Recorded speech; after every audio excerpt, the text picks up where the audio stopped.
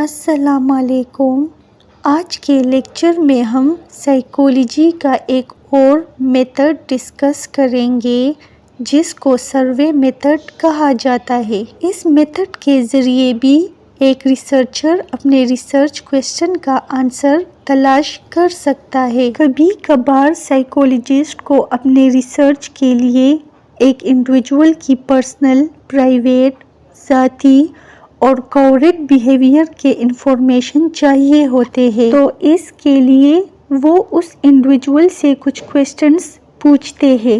اسی personal, private اور court behaviour کو جاننے کے لیے سائیکالوجسٹ سروے میتھڈ یوز کرتے ہیں۔ سروے میتھڈ میں ایک ریسرچر جس ٹاپک کو اسٹڈی کرنا چاہتا ہے تو اس کے بارے میں وہ انڈیویجول سے سیریز آف کویسچنز پوچھتے ہیں۔ سروس بذات خود دی جاتی ہے انٹرویوز کی شکل میں، ٹیلی فون پر، انٹرنیٹ پر یا کویسچنائرز کے ساتھ لی جاتی ہے۔ اب جو کویسچنز انٹرویوز اور ٹیلی فون کے ذریعے پوچھے جاتے ہیں وہ انڈیویجول ٹو انڈیویجول ڈفرینٹ ہو سکتے ہیں، لیکن عموماً سروے کے تمام کویسچنز سارے لوگوں کے لیے ایک جیسے ہوتے ہیں۔ اس طریقے سے ریسرچرز بہت سارے سوالات پوچھ سکتے ہیں اور 100 سے زیادہ لوگوں سے سروے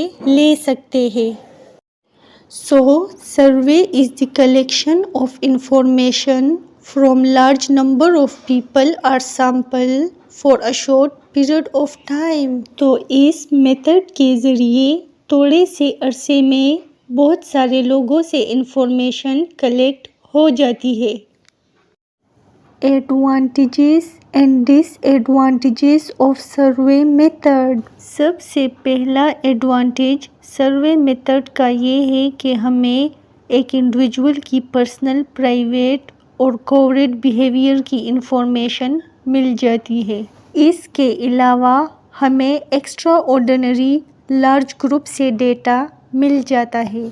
اور اس کا پہلا ڈس ایڈوانٹیج یہی ہے کہ ہمیں اس میں گروپ کی سلیکشن بہت احتیاط سے کرنی ہوگی، جیسے کہ اس اسٹڈی میں ہمیں ریپرزینٹیٹیو سیمپل لینا ہوگا۔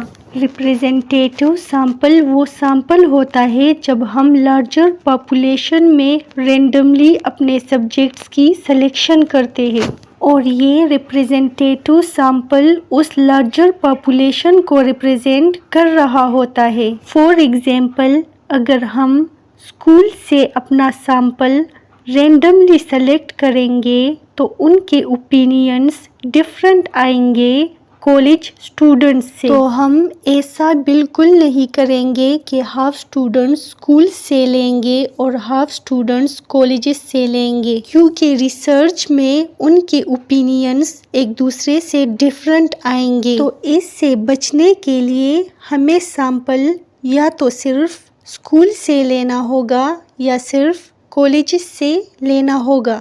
دوسرا ڈس ایڈوانٹیج اس پروسیس کا کورٹسی بائس ہے۔ لوگ ریسرچرز کو ایکوریٹ آنسرز نہیں دیتے، کیونکہ حقیقت یہی ہے کہ لوگوں کو چیزیں یاد نہیں رہتی، جھوٹ بولتے ہیں اور ایسا رسپونس کرتے ہیں کویسچنائر میں جو کہ ڈیزائریبل اور سوشلی اپروپریٹ، سوشلی کریکٹ ہو، اور اپنی سچی رائے کو بیان نہیں کرتے۔ تو کورٹسی بائس بھی اس میتھڈ کا ایک ڈس ایڈوانٹیج ہے۔